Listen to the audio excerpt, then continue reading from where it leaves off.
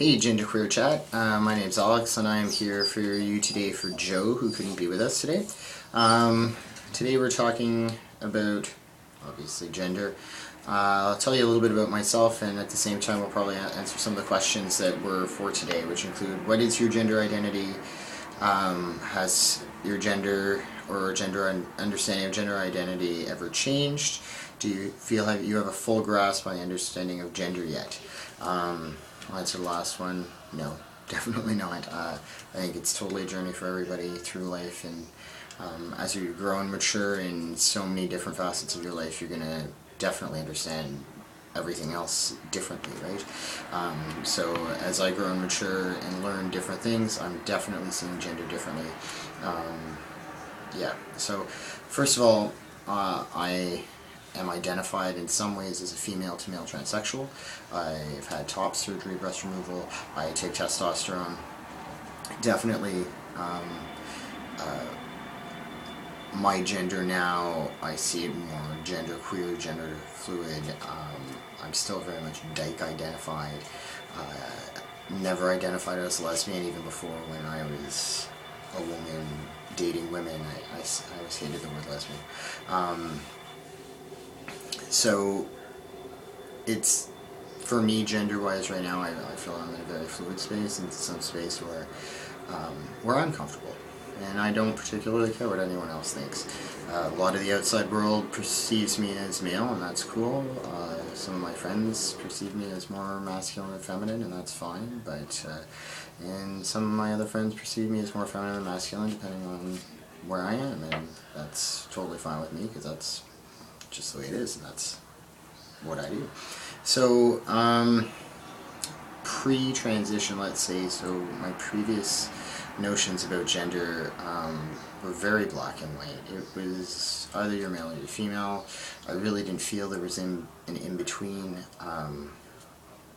maybe partially because I felt trapped in that role of female and woman, or girl, that I very much disliked and despised, but I felt trapped in it. I felt, if I'm here and I have to be this way, then everybody else has to be the way they are, and that's just it. There was no space at all for any gender fluidity or any femininity in a masculine stream or masculinity in a feminine stream. Definitely, as I grew, I saw things differently and came to terms with my own masculinity and how I wanted to be perceived to the world and how I felt about my own gender. So once I could accept my own gender variant, shall we say, or the fact that I'm a gender minority, definitely felt way better about things, definitely saw gender as much more flexible. I still thought there were definitely rigid roles that people should adhere to, but definitely saw that there was some flexibility within gender. Through the years of transitioning and going through things like hormone therapy, I've obviously taken testosterone, I'm deep voice, I shave, I look masculine. I've had top surgery, so I don't have breasts.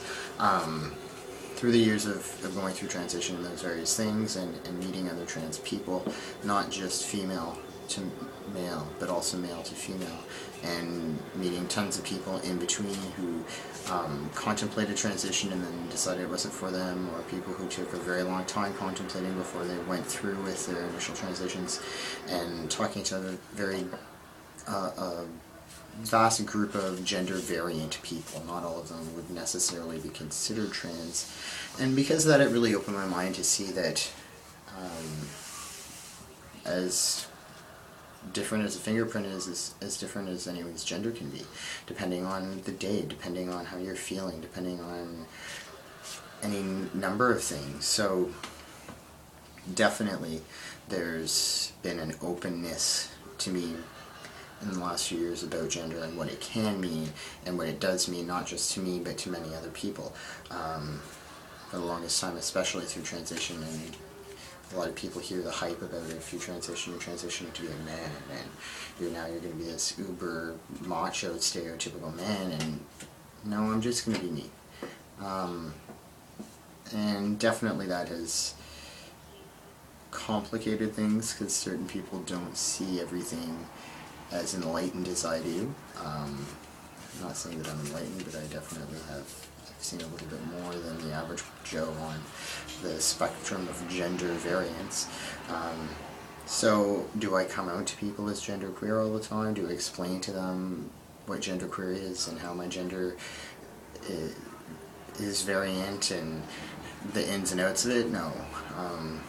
I just let people perceive me as how they perceive me, and you know, at work I'm totally fine with masculine pronouns and being called sir and dressing in a stereotypically male fashion. I have to wear a tie and a shirt. You know, I wore a shirt and tie when I was appearing female there as well. So, yeah, no, it's pretty much it.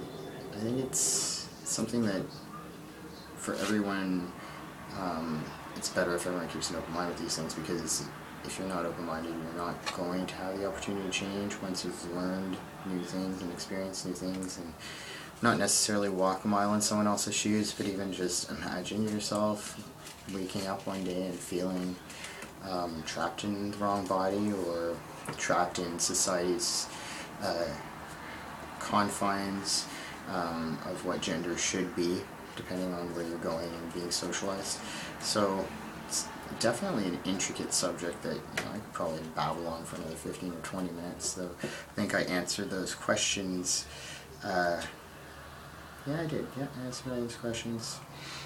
So that's pretty much it. So sorry my first video wasn't terribly exciting. I'm coming at you from my bathroom, just because my roommate's little dog would be barking and freaking out at this point.